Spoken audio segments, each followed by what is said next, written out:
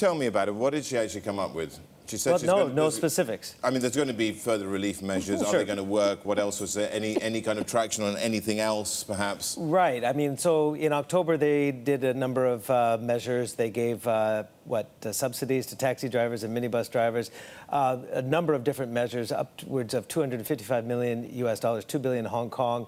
Has it done anything? Well, you tell me. Look at the economy right now. It's going to contract for the full year, down 1.3%. Visitor arrivals are down. Hotels are empty. We're going to have our first budget deficit in 15 years.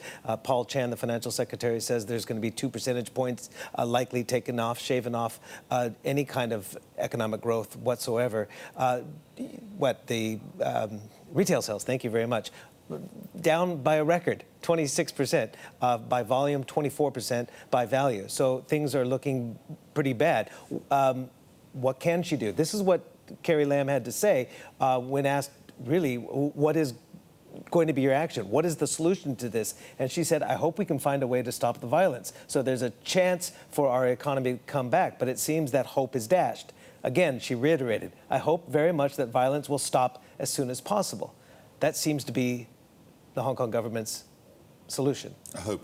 Please stop the violence. And we all agree, nobody likes the violence. But is that the solution? It's not a solution. That's an end result. Steve, we're looking for more relief measures to prop up retail sales. The question really is whether or not the local consumers can help prop it up, maybe provide that bit of buffer. Well, you know, a lot of these retail outlets in Hong Kong are struggling. They need rent relief. Sasa International, for one, has indicated that they could close as many as 30 retail outlets coming forward.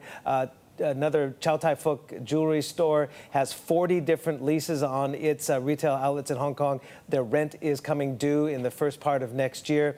They probably would want some rent relief. There's Chow Tai Fook right there. Guess who buys a lot of their gold?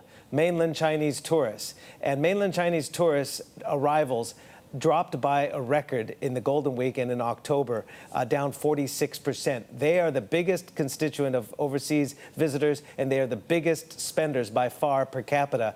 So it's tough right now. And, you know, Iris Pang at ING says she's predicting a 70% chance that there will be a wave of retail closures if there is not an end to the violence and if there is not an uptick in visitor arrivals and spending.